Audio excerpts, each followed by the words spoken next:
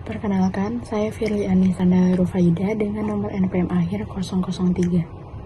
Perkenalkan, nama saya Dwi Tantri Handayani dengan NPM akhir 016. Perkenalkan, nama saya Joharatul Manuna dengan NPM akhir 027. Perkenalkan, nama saya Vanessa Aurora Nindya dengan NPM akhir 031. Perkenalkan, nama saya Azhara Naila Batiar dengan nomor NPM akhir 032. Perkenalkan, nama saya Lili Girahmasi dengan NPM akhir 041.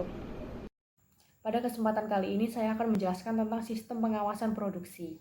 Jadi, sistem pengawasan produksi ditujukan untuk mengawasi pelaksanaan order produksi yang dikeluarkan oleh fungsi produksi.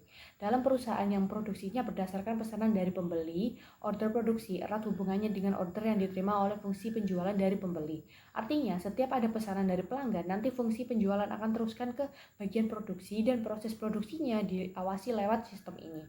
Lanjut ke bagian dokumen yang digunakan. Di sini ada beberapa bagian. Yang pertama, surat order produksi. Ini dokumen berupa surat perintah dari Departemen Produksi ditunjukkan ke bagian-bagian terkait dalam proses pengolahan produk. Isinya tentang spesifikasi, cara produksi, fasilitas produksi, dan jangka waktu produksi sesuai yang ada di surat order produksi itu. Kedua, ada daftar kebutuhan bahan. Nah, ini daftar jenis dan kuantitas bahan baku yang dibutuhkan buat produksi sesuai surat order produksi. Ketiga, ada daftar kegiatan produksi. Isinya urutan jenis kegiatan dan fasilitas mesin yang dibutuhkan buat produksi produk yang tercantum dalam surat order produksi. Selanjutnya ada bukti permintaan dan pengeluaran barang gudang.